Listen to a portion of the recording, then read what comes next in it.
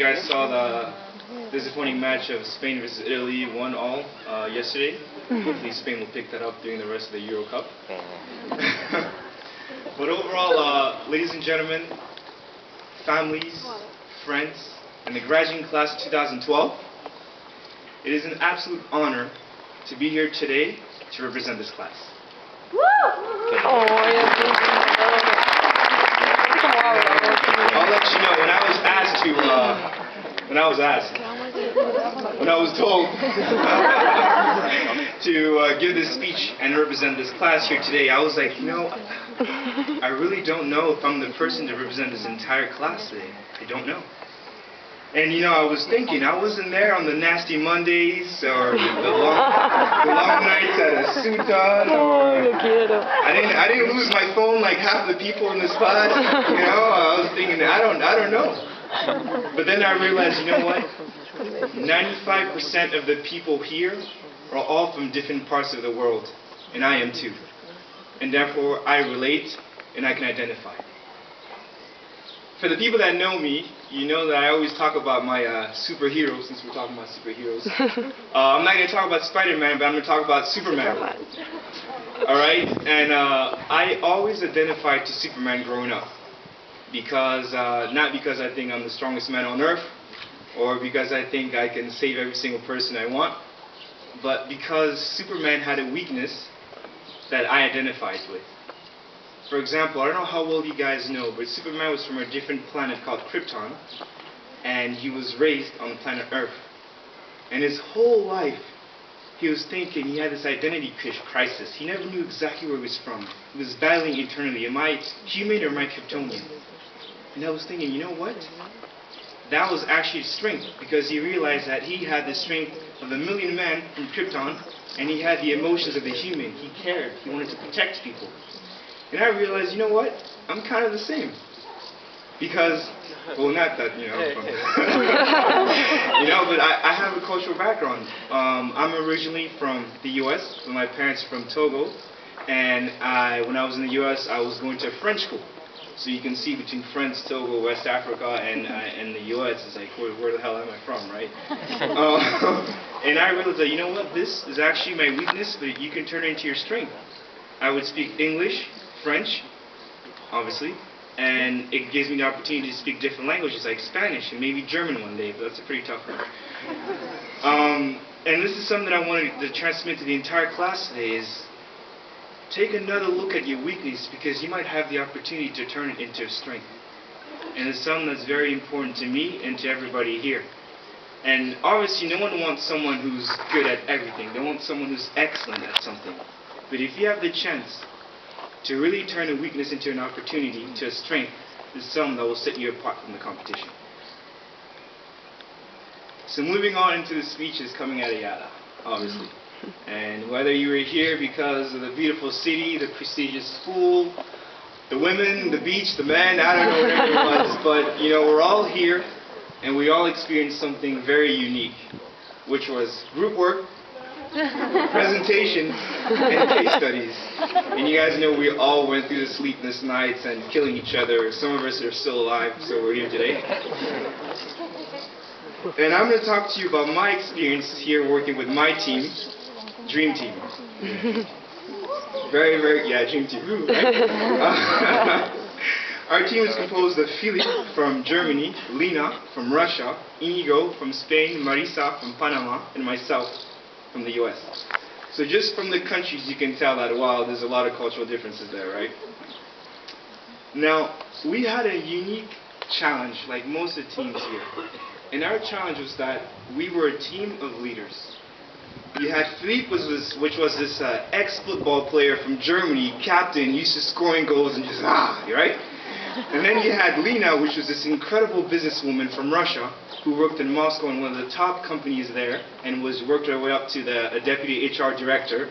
You had Inigo, who's a Spanish guy who owns a business, he's studying at the same time. You have Marisa, who worked in Sony for a number of years and is a very good expert in her field.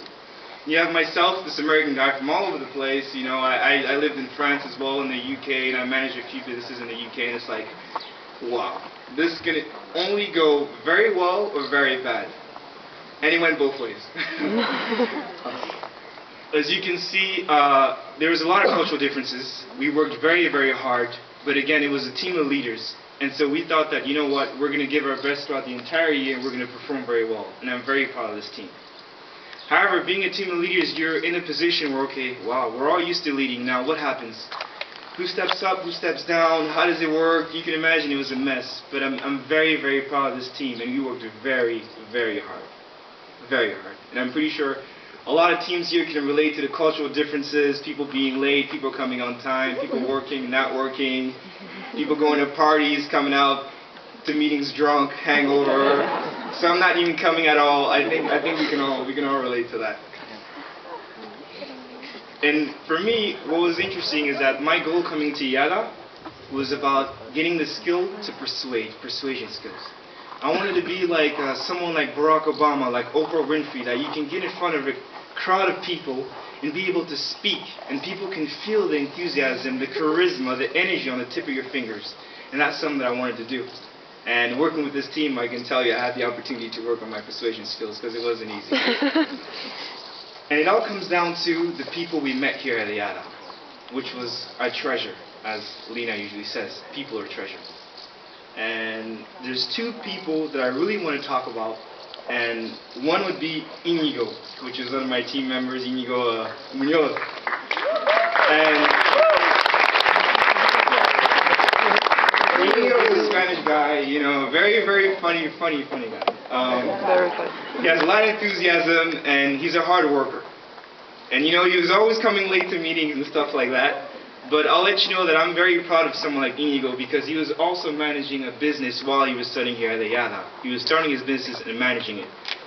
And it's a lot of dedication because he had a lot of commitments outside of work, but even here at EADA, he was always committed and he would bring up his part of the work. And he was a great member.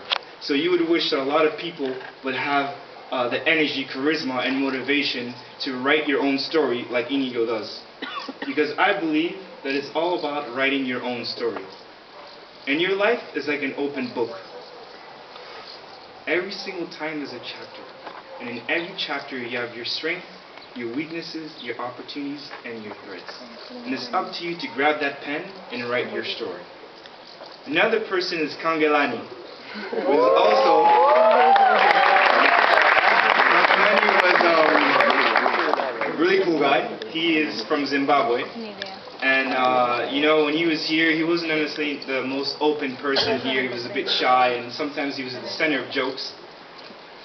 But there's something that you have to know about Kangelani is that he didn't necessarily have the same upbringings that we did. He grew up from foster homes, and he was pretty much on his own growing up.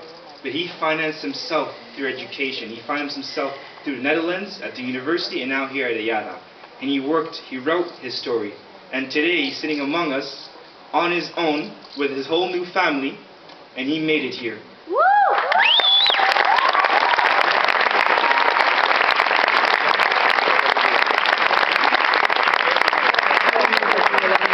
One last thing I want to say just before I move into my speech is the idea of stereotypes. I know when we got here, we had these stereotypes of Germans being very strict and on time and work efficient, and the Spanish that were just, yeah, whatever, you know? And it's so funny because we experienced a very huge culture mix when we got here. By the end of the year, the Spanish became the Germans were late, and it was all crazy. Right? And the Colombians, right? The Colombians they managed to get here on time at parties, which was good. No joking on, but for me, just to close this speech, is leadership is the capacity to translate vision into reality. So members here of EADA 2012 graduating class, your mission here today is to write your own story. If the opportunity doesn't knock, you build that door, you make it happen. And when you leave here, you remember why you came. And it's really important for you guys to look at the person on your left, on your right, or in front of you or behind you, because we will be leading the economies 10, 15 years from now. We will be the next CEO, the next entrepreneur, the next president maybe, the next person to open up a chain stores of hotels, the next HR director, finance director, marketing director, freelancer.